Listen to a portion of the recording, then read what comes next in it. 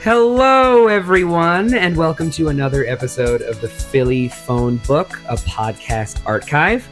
I am your host, Gideon, Caro, McDonald, and today we have a dear friend of mine, an illustrator, a game designer, and just an overall great person.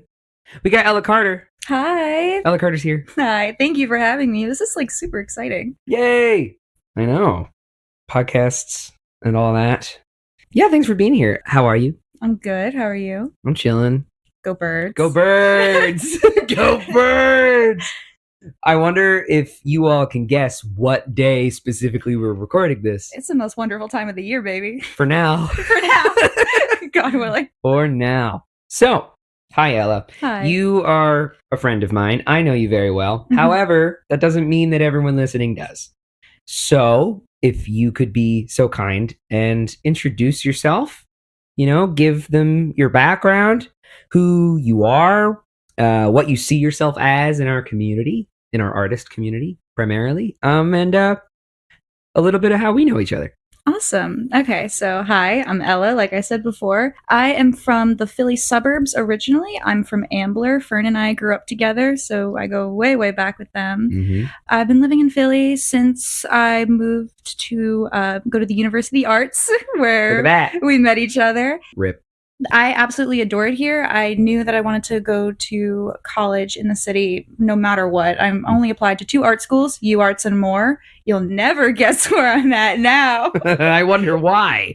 There's a funny and unfortunately consistent theming to a lot of these episodes, probably for the prolonged future. Yeah. Hence all these people I met and where and why. But yeah. In the city, I mean, I've always been an illustrator like you were. I was lucky enough for you to get me that job doing the mural at PAC. I love that job, even though I don't tend to do a lot of murals. It's been really fulfilling so far. Absolutely. I do a lot of freelance work. Most of my work is digital. So even though I am based in Philly, I am going to be doing a lot of work for people based in the West Coast, a lot of work in Washington, California for the company that I'm currently interning with, WeirdWorks. So they're very, very cool. Mostly, I'm just right now grinding on my senior thesis, trying to write that game. You're helping me write that game. Yeah, we'll get into that. Yeah, and I think that overall, you are my biggest creative collaborator. I work a lot with my peers, but when it comes to stuff where it's I need a writer, I need somebody, I run to you. Hey, what can I say? You do good work. I try. Yeah. I feel like we understand one another when it comes to a creative point of view. Does that make sense? Yeah. I mean, you'll tell me when stuff is bad. Yeah. Which we're honest with one another. Yeah. I mean, I knew you even before getting to UArts because I made that coming out as the creator of the UArts class of 2025 Instagram account. A reveal. Face reveal, even though this is an audio format. And the school's been gone for 6 months. And the school's gone. Though the class of 2025, I'm sure will be excited to hear this. Oh, yeah. I was desperate to make friends. Yeah. So desperate to make friends. I was so nervous that I would just be don't get me wrong. Love Fern. Hi, Fern, if you're listening. Editor's note. I am, in fact, listening. Hi, Ella. I listen to every episode because I edit every episode. Okay, bye. But I was I don't want to be that girl that's just with her roommate all the time.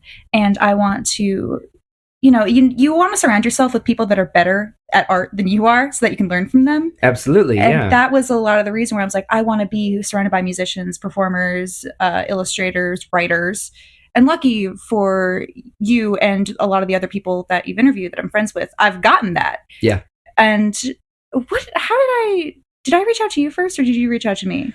If I remember correctly, it was the Instagram that you made. Yeah. That was basically open to submissions. Mm-hmm. Where you were just if you're coming into the class of 2025 here at UArts, submit photos and just a bio. Oh yeah, my Google Photos looks crazy from right before I got to school. Old high school headshots of all these people. Oh yeah. And basically, another big thing of that was like looking for roommates if people needed roommates still. Because the whole like looking for dorm because I lucked out with assignments. Fern. Yeah, and I lucked out with my dear friend Lupine. But I believe that in just excitement, because I had already, committed to UArts even prior when I went to pre-college there, I just jumped on the opportunity to get on the social media because I wanted to meet people. And then you replied as the UArts 2025 class account, being like, "Whoa, I like all those things too."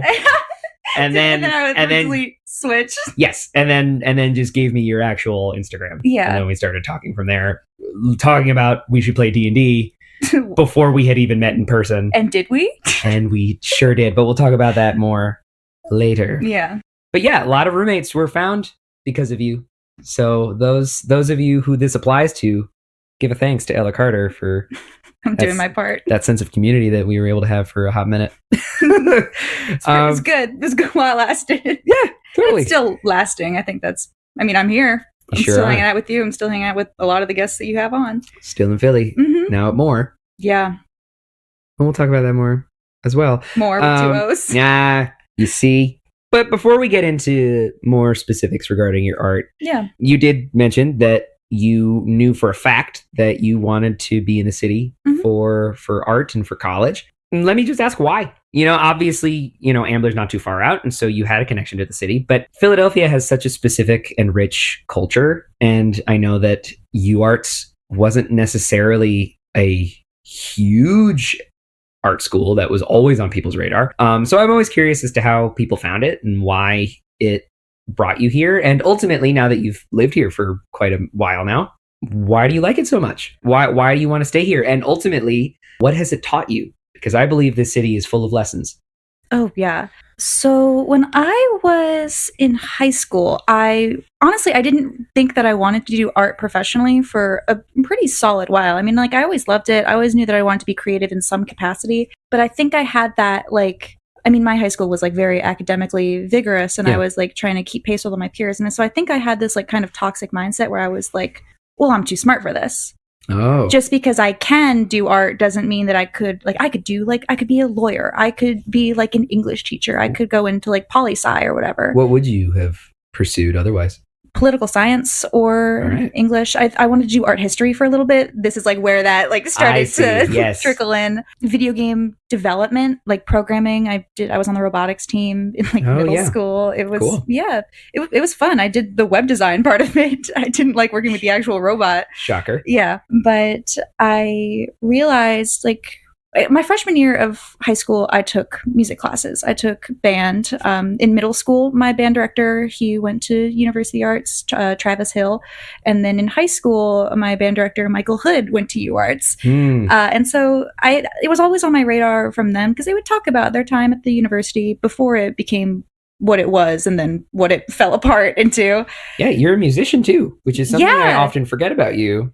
Me too, if I'm being honest. What did you play primarily? Bass clarinet was my favorite. I started out with B-flat clarinet, moved to alto saxophone, soprano saxophone, alto clarinet, contrabass clarinet, settled on bass clarinet and tenor saxophone for marching band. Yeah, I was one of those kids. And so learning about your UArts teachers as a musician, would you have gone to UArts as a musician?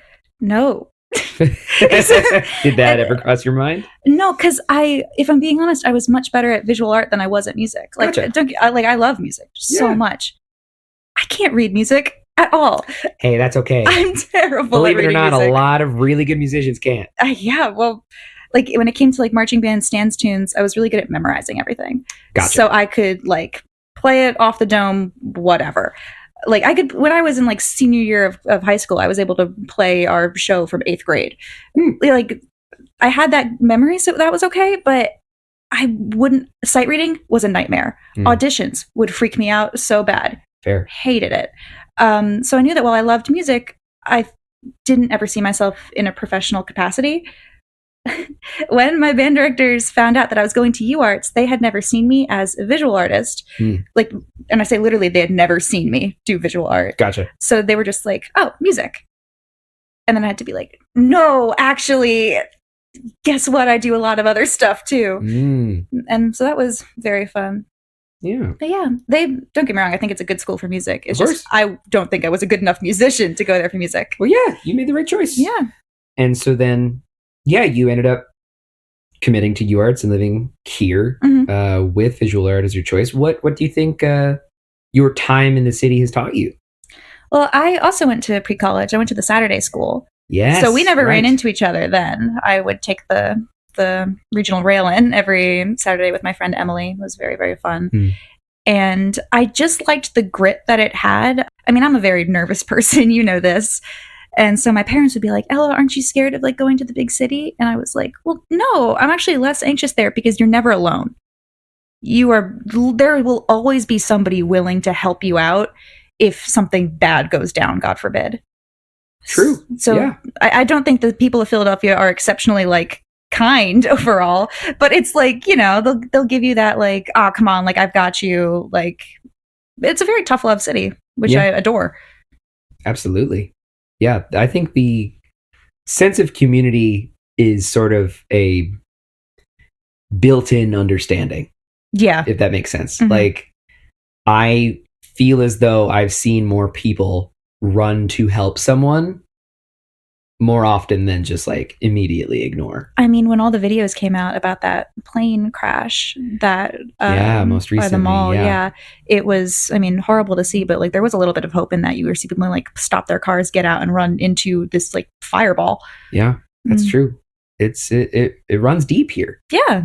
Yeah. And I also feel like I've been very much welcomed. Like I've always been open up and like, I'm from the suburbs. Like we're going to be honest. I've been around Philly adjacent things, but I'm from Montgomery County. Montco. You're not one of those people from Montco that's like, oh, I'm Philly all the way. I'm from Philly. No. Yeah. No. If they're from like the other side of the country, I'm like, I'm from the Philly area. But especially now that I've lived here a long time, or a long enough time where I'm like, yeah, PAX Unplugged, that's my quote quote hometown convention. Gotcha. So like that when it's coming like to a professional space, yes, I'll claim Philadelphia. But if I'm like with my friends, I'm from Montgomery County. For sure. Yeah. Well, absolutely. And so with your time at University of the Arts, as well as more, we are now at the point of our lives where we're gearing up towards graduation. And you've had a lot of projects over that time. Yeah. Plenty that I've been a part of, plenty that have been solely you, plenty with other collaborators of ours. And I'd love to just give you the floor to talk about what you do. I mean, you're an illustrator, but you're also a game designer and plenty of other titles I'm sure you'd like to use. And yeah, why do you make it? Your inspirations, what you plan to make, and what you see yourself as artist-wise. Yeah. When it comes to like artist-wise, I only recently started considering myself a game designer. So I think it's nice that you gave me that. Because while I see myself as somebody that is, maybe I am a like technically competent writer, I don't like writing. And so that's why in a lot of my projects, I'll be like, oh, Gideon, does this sound dumb? Like, I don't know how to reword it. Right now, I'm working on my senior thesis, which is a tabletop RPG using a 1d10 roll-under system called Underfoot. I have developed the system myself. It's inspired by a lot of like vintage tabletop RPGs, like AD&D, and contemporary ones that use those similar mechanics, like Perils and Princesses by Outrider Creative. That's probably the biggest inspiration for it. It's a silly game where you play as a fairy or a sprite or a brownie, any kind of fae, and you just try and navigate the world among the giants within the house or the garden or the woods beyond. And I think the reason why I made that, it was honestly just like a vessel for storytelling. Like, I am an illustrator because I enjoy making work for other people, whether that is for the D&D campaign we're in, whether that's for clients, whether it's for this podcast. Yeah. Oh, yeah. The art that you see on every single one of these episodes, and the main cover is done by Ella. Yeah, so thank you for that. Of course. Or like even metal bands out in like Kansas City. Yeah. Yeah. So it's just, I like making work that and then giving it to other people and then being like, whoa, like I didn't think this could be like a thing. And I think a lot of other illustrators feel similarly. I mean, there are people who do it for themselves. Like they're like, these are my products I'm selling. I know Maria, it's kind of a lot of her shop is oriented more like that. But for me, I just love client work so much. Gotcha. and just like being able to tell stories or being able to amplify stories, if that makes sense. Like you can have like words on a page and it'll be amazing, but like words on a page plus like a beautifully designed book cover, I think just really ties it all together, because at the end of the day, people do judge books by their covers a lot. Yeah. And so a lot of illustrators and designers kind of make it their life's work to make sure that that is everything's wrapped up in a pretty little package, and just, you know, make it their own while amplifying it for others. Absolutely. Yeah. And so Dungeons and Dragons is clearly a, you know, driving force in your inspiration for work. Yeah. Would you say that that sort of was the kickoff for your illustrating career as a young You're trying to get me to say that you've made me a game designer, because you're kind of right. Well, not me in particular. I mean, you've been playing D&D for a long time. Yeah, but the first campaign that I did art for was the campaign that you ran. Was ours. Yes, that's true. So I think that that group specifically didn't kick us off, or me off specifically. I didn't really think that I was, like, beginning of freshman year, I didn't think that I was, again, talented enough to do game art. And then as I branched away from D&D and started playing other systems, mainly Monster of the Week and Vampire the Masquerade, I realized, I was like, well, fantasy art and art for tabletop games isn't this one monolith. And again, as I got older, as I moved through school, I was able to tailor my art to get closer to that standard that's seen a lot in Wizards of the Coast products, but also realizing that I can make something my own, and I can have an independent system that people will still play. And that's where Underfoot and my senior thesis comes in. Gotcha. Yeah. And with that, you've had other projects along the way. We have a project together called Ornaments of Amoria. Mm-hmm. If you want to talk about that for a little bit. Yeah, I give you half-baked ideas, like the ever-present horse GPS pitch. One day. And then you make them something actually viable and playable in-game, and you write out a wonderful description for them, and then I draw them, and we post them on the internet for people to use in their home games. Yeah. It is free homebrew for D&D. I think it's a excellent representation of collaborative art. Yeah. Because something that I think, and we've talked about this before, but something that I am grateful for with our time at UArts was that we truly were surrounded by every kind of artist, or a lot of them at least. And so we were able to pull inspiration, like you were saying earlier in the interview, that we were able to pull inspiration and be able to try more expansive things than, say, if we stuck to our we majors. leaned on each other. Exactly. I mean, even today, one of my friends that I did marching band with, he reposted the Fly Eagles Fly, like, classic composition, and I swiped up and I was like, I know that guy. Like, we went to school together. He was in my folklore class. Oh, wow. Yeah, so it's just crazy to see, like, I mean, Philly's not a small city, but it's a tight-knit one. For sure. Yeah. And as myself, Ornaments of Amoria is something that I have a lot of fun with, because I really only started to learn that I had a passion for writing through the D&D campaign that we've been having. To those who don't know. And it's been brought up, it was brought up briefly in potential previous episodes that may already have come out. But it is a game that I am the dungeon master for, that Ella, in my opinion, really pushed to happen. That was started with me and you, along with Fern Morehouse, Isabel Penn, Lupine McVeigh, Valerie Berry, and Samantha Belding. An amazing table of people. Oh yeah, we lucked out. We did. Playing D&D with a table of actors, along with, like, you know, illustrative brains and, like, musician brains. Like, it's very cool. Oh yeah. To see it happen. And we've had a campaign with a long-term story And It's starting to wrap up too. close to wrapping up, but it's lasted about 3 years now. Very bittersweet. Very bittersweet, but all stories come to an end. Mhm. And we're figuring out how this one's going to end and when. Yeah. But it's definitely inspired a lot of work, like a lot of really cool art. I mean, how many how many pieces of art have you made for this campaign alone? Okay. Definitely over 500. That's awesome. Like well over 500 pieces. And I had to pay for none of it. We can debate rates later. Okay. But when it comes to like, I mean, even just like looking at the wall up here, I have how many pieces up? In the room that we're recording. Yeah, in the room that we're recording it, I have 1, 2, 3, 4 posters up that 5, as I haven't hung up the other one. Oh, awesome. So 5 things up here that are like specifically D&D group posters. Yeah. I mean, like, and honestly, those posters have gotten me jobs. Like, yeah, fully have gotten me work in the tabletop RPG space. So the fact that I have like the fact that I have professional level inspiration to draw from and then make professional level work to push out and get more jobs is completely invaluable, like strictly from a business sense. And like, I mean, we've collaborated with other homebrew accounts. We have, yeah. We collaborated with 3 Stars Bazaar on an item that really honestly like boosted our rates a lot. For sure. So it's just all extremely exciting. And I wouldn't have been able to break into the tabletop RPG space as easily without that campaign specifically. For sure. Yeah. What is your favorite item that we've posted to ornaments so far? Ooh, that's a good question. Huh.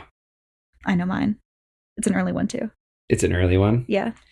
I honestly think so far, I really like the Trouble Bubble. Really? I really like the gum arrow. We made an arrow that's just gum.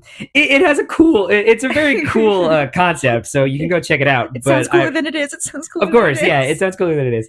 I really like the Trouble Bubble. I also really like the one we just made for the Eagles, which is the helm of the Prideful Eagle. Didn't we come up with the Trouble Bubble while watching Wildcrats together? Probably. That's awesome. Probably. We have a love for similar media like that, and Wildcrats was one of them. My favorite is the Gloss of Gab. Oh, yeah, you do like that one. I'm a sucker for girly items. Of course. And I really hope at some point that my D&D character in that campaign can get that lip gloss. We'll see. Okay. We shall see. Yeah, we'll plug it again later, but Ornaments of Omoria, that's Omoria at the end for Omoria. We're on Instagram, so go check it out. Yeah, new 5e compatible items weekly. Yeah. Something else you talked about briefly that I'd love to touch on is that you also do some mural work. Yeah. And I know that you said you don't often do mural, but you've seemed to hit a little bit of a consistent mural job now with a employer of mine, Philly Performing Arts Center for Kids, also known as Philly PAC. Yeah, they're great. I mean, Jess and the whole team have been nothing but kind to me, which honestly makes it easier to do the work, especially in the wintertime when I've just been trying to scrape off paint for hours. Yeah. But I love being able to have like total creative freedom. I mean, I pass along ideas to the team and I've never been told no, which I think is kind of incredible and a rarity in a lot of freelancing spaces. What's the general sort of concept of the job that you got?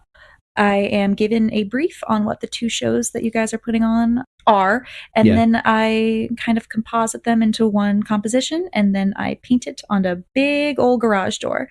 Big old glass garage door. Big old glass garage door. It's simple. It's just acrylics. I'm up on a ladder a lot of the time. Right now, I'm trying not to fall off of that ladder in front of a bunch of first graders and embarrass myself.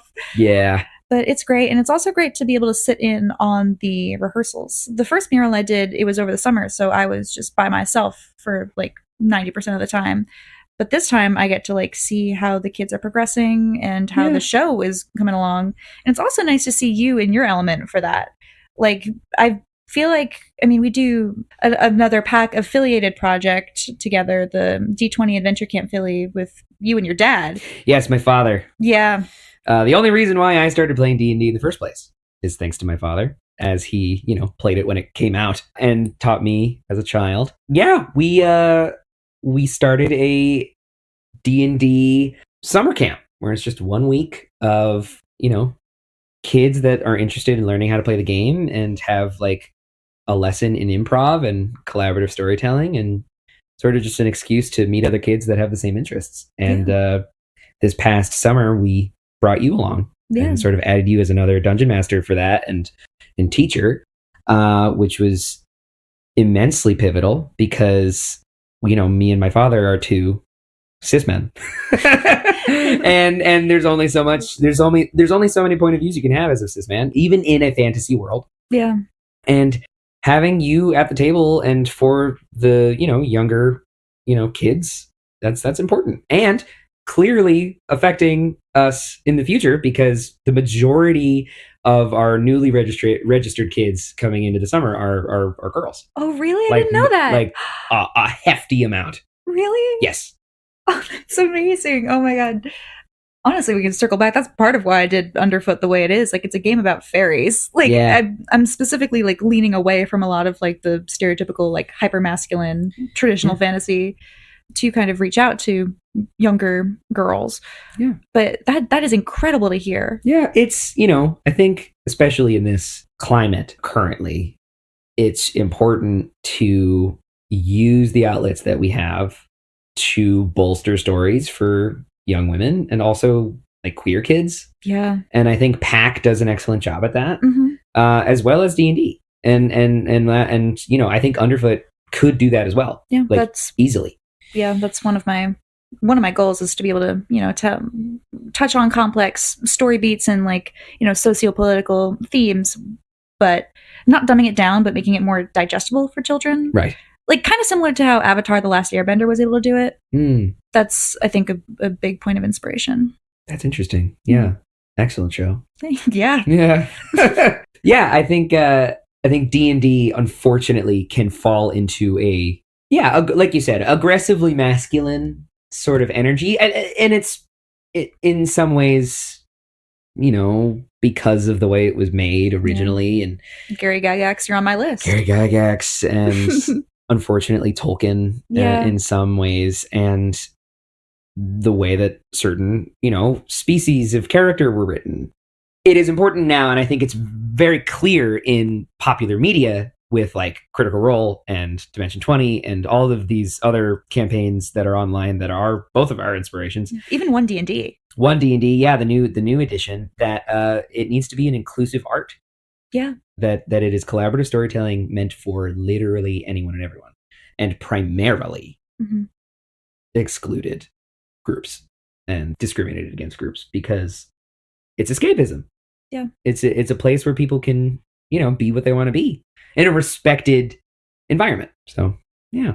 Yeah. I mean, you said it better than I think I ever could, really.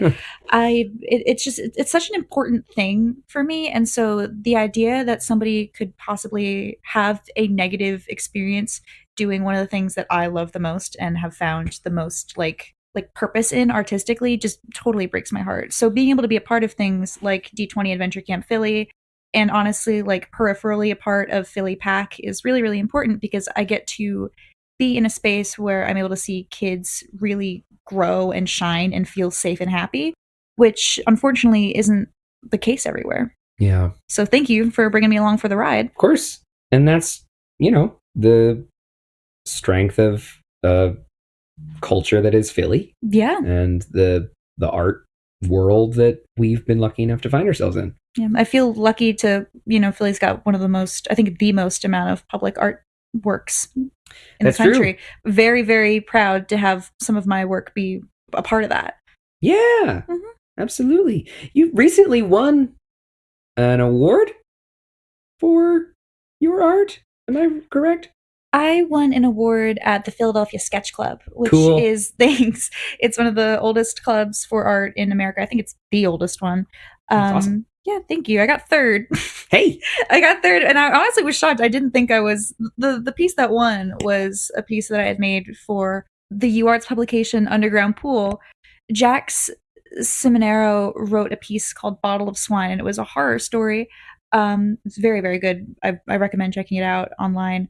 And I won a competition at UArts to have my illustration accompany it in the magazine.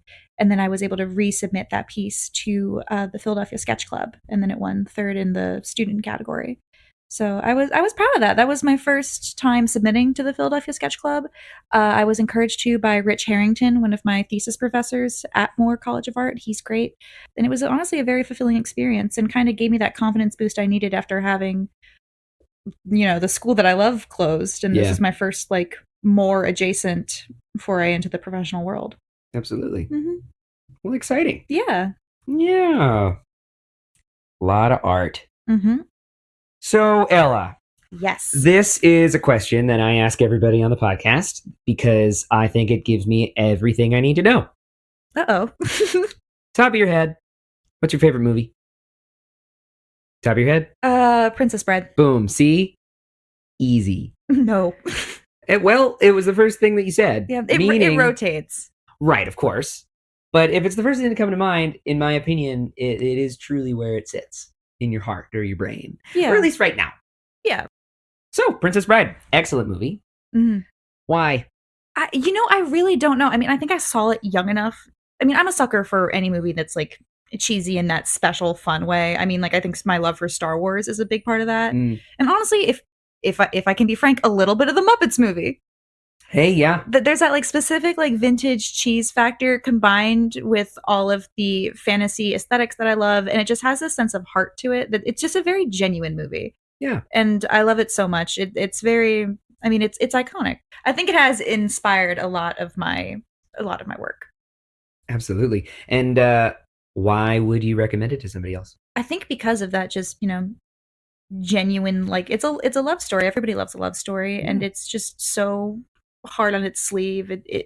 It doesn't try to pretend to be something that it isn't. Yeah. It is a fantastical love story, and I think seeing it as a kid, my reaction was very similar to like, it starts with like the grandfather reading to the kid, and the kid was like, "Oh, this is like cringe. Yeah. This is cringe, Grandpa. I don't want to read about a love story." And then like as the story continues, it's like, "Why are you stopping? Like I want to hear how it ends." It's just a simple love story with beautiful aesthetics and great performances. It's got a lot of heart. Excellent performances. Yay. I love Princess Bride. I love asking this question because I also plan to either watch or rewatch these movies after the fact. So I'm now compiling a list of stuff I have to watch. Yeah, well, let me know when you watch Princess Bride. I will. I've already seen it, but I'll watch it again. Yeah. Because it is one of my favorite movies as well. Mm-hmm. But yeah, rad. You also have a love for Star Wars. Yes. Would you say that a certain Star Wars movie falls into a favorite movie position as well that you'd like to defend here and now? You're baiting me. This isn't fair. A little bit. Actually, no. I think a lot of the reason why I like Princess Bride can be chalked up to similar reasons why I love The Attack of the Clones. Boom. You said it. There it is. It's my favorite Star Wars movie. Episode 2. It's not good. No, it's not. It's not peak cinema. The writing's got a lot to be desired. You've got Anakin Skywalker CGIing a pear to Padme. It's my favorite. It's my favorite Star Wars movie by like a lot too. Yeah, it is. I would say it's one of the only Star Wars movies that can arguably have a happy ending. Oh yeah, true. Yeah, fair. There's not asking for a happy ending in Star Wars. I feel like shouldn't be a lot, but it is. And so I'm able to appreciate Attack of the Clones for what it is. And like, let's be real. Nostalgia's blinding me on this. Yeah, that's okay. Like, incredibly. Like, I saw Padme and I saw her outfits and I was like, oh my God, I want to be her. I want to be her so bad. Anakin's fine. Like, whatever. Obi-Wan was rocking it on Camino. Just the clones in general are so interesting. And that's part of why I love the Clone Wars. Like, my favorite Star Wars property of all time is the Clone Wars TV show. Yeah. And that one, I will say, like, the writing is good. The storytelling is good. It's a children's show, but it's not for children. It had a huge renaissance, like, during quarantine when the final season was coming out. Right. But you wouldn't have the Clone Wars without the Attack of the Clones and the Revenge of the Sith. So. Very true. I think it says a lot about you. Episode 2's being something. What? What does that say about me? You said it already. But pretty outfits, lots of heart. You said it, not me. Okay. Well, thank you. Yes, I will also rewatch Attack of the Clones just because why not?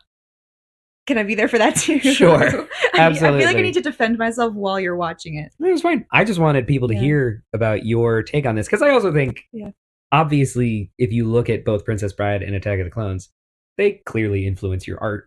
Yeah, and Princess Bride is better. I will. Well, yeah, but I can see why both. I mean, they're love stories. Yeah.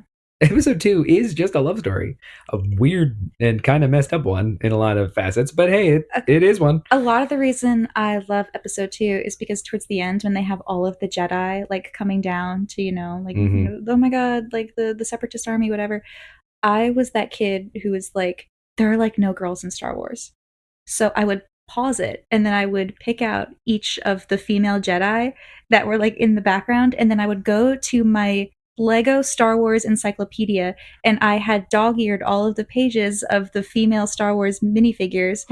So, like, Mon Mothma, that's my goat. Ayla Secura, love her. Shak Ti. Wow. I'm like a #1 Yaddle fan. Yaddle! Oh, that's awesome. Oh, that's so fun. Yeah, and I think that also influenced my art, like, a lot. Hey, yeah. Like, when it comes to, like, getting girls, I don't think that girls need to be, like, tricked into liking nerdy things. More just, like, making it an environment, a safer environment for them to like nerdy things and not be as ridiculed. Because, again, things were way different than when we were kids compared to now. Yeah.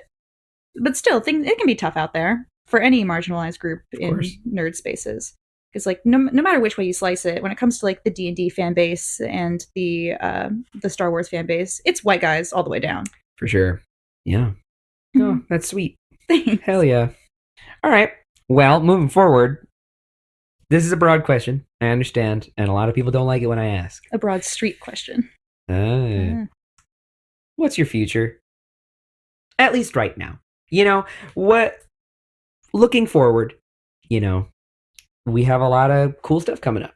You have a lot of cool stuff coming up. And, beyond graduation. And so I'm simply just curious, and I'm sure the people out there listening are, what are your ambitions, plans, goals?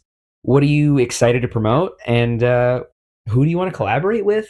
And for those listening, why they should hire you, why they should work with you. Oh, okay. My elevator pitch. A little bit, but also, stuff that you're excited about to do moving forward. And, maybe that alone will get people interested. Yeah.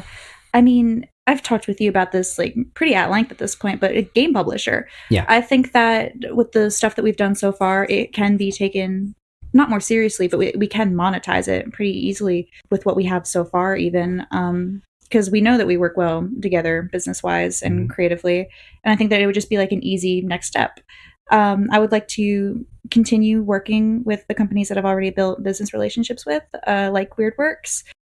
I think that my bosses, Tom and B, are an inspiration when it comes to our creative collaborations, because again, they are two friends who met playing D&D, and now it's like they've got like a little team of like Tom, his wife, and B going around to different conventions and selling their work and having people like freak out because they love it so much. Yeah.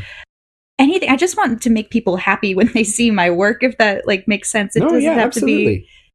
I'm not like striving for like fame. Anything. If anything, like I think I would be happier not being crazy well known. But like if I have like some notoriety if people know that I make quality work in the tabletop RPG space, in the game space in general, in the fantasy art space, then that is enough for me, and I will be happy. And honestly, if I can stay in Philly for as long as I can, I would like to.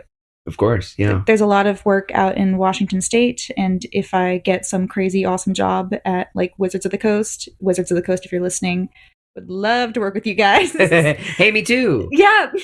Why not? But so like if that happens, yeah, I'll go to Washington, I'll do the work, I'll, get my work out to more people, make more people happy. But if I can stay in Philly, I'm staying in Philly. Like at this point, this is my home, whether that's the suburbs or like right by City Hall. Yeah, hell yeah. Yeah. With this game publishing moment, what do you think the next, year and a half, 2 years entails for you? With Underfoot coming out so soon, it is, the writing is like, I'd say 2/3 of the way from being like finished. We've got the rough draft like pretty much done. The art is like halfway there, but I'm getting to the point where it's like I need to find a publisher, I need to find a distributor, because I don't know how to do that on my own. I'm 21. Editor's note, she is now 22. Happy belated birthday, Ella. Yeah. I've been doing games for a few years, but I haven't been, self-publishing. So I have been using my connections that I've made at PAX Unplugged and through my work with Weirdworks, Inkwell Ideas, and Let's Roll Press to branch out, search for publishers. This coming Thursday, I have a pitch meeting with Hit Point Press, and they are one of the biggest, tabletop game distributors. They're based out in Canada. I've been a big fan of their work. They've done stuff for Griffin's Saddlebag. They've done The Deck of Many, which is very crazy. And they carry some of my boss's tarot cards, like D&D inspired tarot cards. Gotcha. So that's where I met the founder, through my art director, B. Ho, who is incredibly talented. And I just emailed him and I was like, hey, remember me? My boss, like, they dragged me over and they were like, this is the founder of Hit Point Ideas. Like, this is the founder of like our Talsorian Games or whatever. And so it was kind of surreal because I don't think they knew how young I was. I think they knew that I was younger, but I don't think they knew that I was 21. So I have this kind of like fake it till I make it mentality a little bit, but it's weird. I'm not faking it. It's like, this is my work. This is what I believe in. I believe that I'm good at this. Yeah. But I'm hoping that I'm good enough for Hit Point Press. It's all about confidence. Yeah, I'm hoping that I'm good for Table Cat games. I have an interview with them soon. I think I am also going to be meeting with Space Penguin Inc. games. And also just, even if I end up self-publishing, getting it in stores. The Exalted Funeral company, I've been in talks with them. The Plus One Experience, they're two companies that do similar things. They're being incredibly supportive because it's weird. I say I've been faking it till I make it because I end up in situations where I'm talking to really like important people in the industry, but I tend to be very upfront with them. I'm like, this is my first game that I'm making myself. I've made art for games. I'm used to taking direction, but I think that they notice my genuine love for this and my passion for it, and that is endearing to them. And that kind of makes up for me being like I have messages in the Plus One Experience like work Discord being like, this is my first game I've ever made. Yeah. I love it. And then this is my art. I believe in my art. I believe in my work. These are my collaborators, but like I need your help. I need this final push. I need to leverage their experience in the games industry to make a product that sells and not just a product that looks pretty and plays well. Yeah. I would say confidence and, good work and passion can easily make up for inexperience. Yeah. I mean, like, or a lack of experience. I mean, you've seen me. I think we're both like crazy driven. Yeah. We try. Yeah. And obviously, like, work and stuff gets in the way because when we're not collaborating on like ornaments, we're doing other things that are important. But just that drive and that like hunger for like, I need this to work. I need to be doing what I love. I honestly see a lot in Philly, like in the creative space, whether that's performing arts, music, visual art, writing, doesn't matter. Yeah. I mean, at PAX Unplugged, it was just like kind of electric because even though there were people coming over from all over the world, the people that were based in Philly, you could tell. For sure.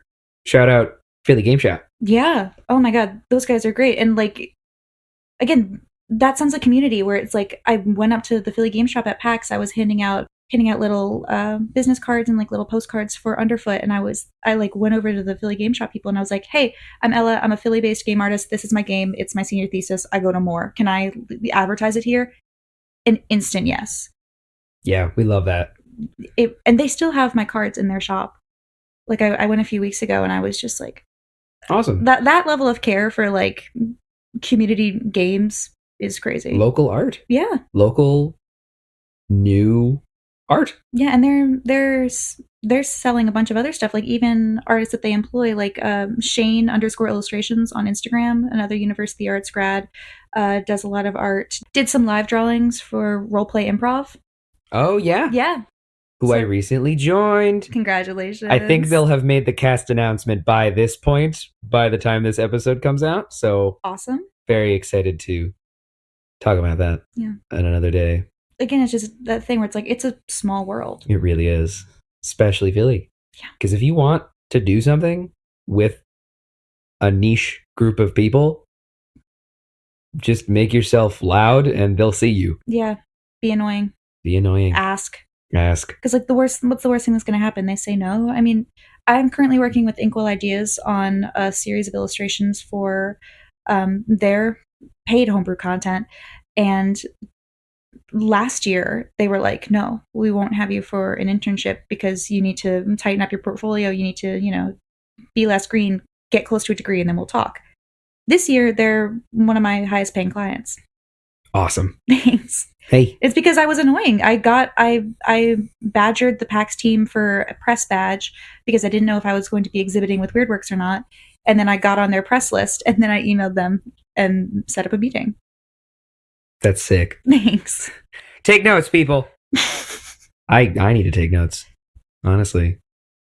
Well, I think you're doing pretty well for I'm doing yourself. okay.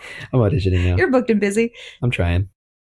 I think you touched on it a little already, but like if you want to just like take what you said and make it a quick, succinct little thing, how do you want to be remembered? Oh my God. Yeah, I know. Oh, that's tough. Again, I don't think I'm shooting for fame and fortune. I'm shooting for livable wage, get published in a lot of cool materials, and work with very cool people. I mean, like when it comes to like my legacy, I'm not even sure like what I want for myself when it comes to like kids or anything like that, because I'll be at PAC and I'll be like, oh, they're so cute. And I'll think about it for a longer period of time. And I'll be like, oh my God. Yeah, that's what teaching does to you. Yeah. I mean, I love my work so much. It's just like, I don't know how I would balance all of it, but I don't know. I think I just want to be published. I think that's the biggest thing. Hell yeah. I want to be out there. I want to continue to meet new people, because even if I'm not going to be like this theater term ingenue in games for a long time, I want to be that figure who's able to help another college student. Because like I was invited to a GameFound networking event after the first night of PAX, and there were maybe 5 femmes in the room, 3 at the end of the night, one of which was my art director, B. And again, out of those femmes, B was the only person of color that was also like there. So even if, again, I'm a white woman, I'm not going to be like, the diversity that I think needs to be in the game space. I want to at least be part of that to make it easier for other women and femmes similar to me to get in there and bring their ideas to the table. Hell yeah. That's awesome. Thanks. And needed. Yeah. So, well, wonderful. Thank you. That just about wraps us up for our conversation on the pod. Thanks, Ella. Thanks for having me. This is really fun. Yay. Of course. Absolutely. Obviously, before you go, I like to ask this question as well, because this community is so rich and ever growing. And I want this podcast to be ever growing as well. And so, do you have someone that you recommend that I bring on this podcast? It doesn't have to be somebody I already know. It absolutely can be. But someone that you think would be a, cool conversation to have. Someone Philly-based or Philly-related, and who just has art that you want them to share. Yeah, one of my dear friends, Hadley Precht. Hadley. She is incredibly talented. Her work is so different than mine. It's like ooky spooky ink work, sci-fi, a lot of tubes and tentacles and corpses and crazy stuff. When I first met her, I was so intimidated by her because she had like the goth look, the blue hair, the smudged eyeliner, and she would be like drawing like these crazy compositions. Incredibly talented. And then she'd open her mouth and she'd be like, "Oh my God, hi Ella." Yeah. Just the sweetest girl in the world, and She's has really honestly cool. made my experience at More since UArts closed a lot better. Yeah, so she's awesome. Great. Putting her on the list. Yay! I feel like I already should have had Hadley on the list, if I'm being completely honest. I love Hadley. We'll make that work. Awesome. Awesome. Thanks. Well, before you go, where can people find you? What do you want people to see? All of it will be included on this episode, as well as anywhere it gets posted, social media wise. So promote away. All right. My website is ellacarter.art. My itch.io page is ellacarter.itch.io. And my Instagram is ellc.arterart. It's a little bit confusing. Because it's like a play on your last name. Yes. Yeah. One more quick editor's note. There is a Kickstarter for Underfoot, so if you are interested in supporting the project financially, you can find the link in Ella's Instagram bio, and we will also post a link when we post this episode. I will let you know it does close on Saturday, March 29th, so make sure you head over to check it out before then. Any and all support is appreciated, and depending on what you are able to donate, there are some pretty cool rewards available as well. That's all. How can people find Underfoot? Oh, it would be on my itch page. Cool. Although, hopefully, if some of these publishing meetings work out, I'll be able to circle back. We can talk about it more at length, because that'll also be you would get a publishing credit. Oh boy. Yeah, isn't that true. crazy? Yeah, wild. Who'd have thunk? Me. Not me. Me, I thunk. You thunk, not me thunk, but I'm happy to thunk. Cavemen be like. Oh, yeah. Just a reminder as well, you can find our homebrew item page, Ornaments of Omoria, on Instagram at Ornaments of Omoria, Omoria. Omoria is the world that I built. Mm-hmm. It's like a homebrew 5e setting. I guess I didn't even talk about that much. That's where our campaign is set. It's Omoria. I spent way too long creating just hundreds of years of lore and setting for this game that we play. And so now we're trying to monetize it, because why not? Thanks for letting me illustrate all of it.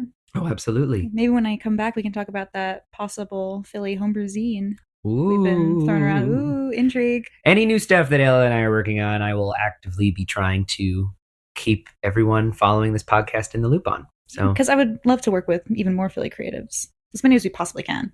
Exactly. So reach out to Ella if you're interested in her work. Go check it all out. But yeah, thanks again, Ella. This was super fun. Thanks for having a convo with me. And thank you for spending some time of your day to listen to this episode of The Philly Phone Book, a podcast archive. I was your host, Gideon Caro McDonald. Real art is made by real people. Please thank your SEPTA drivers. Go birds. Go birds. And have a wonderful day. Bye-bye.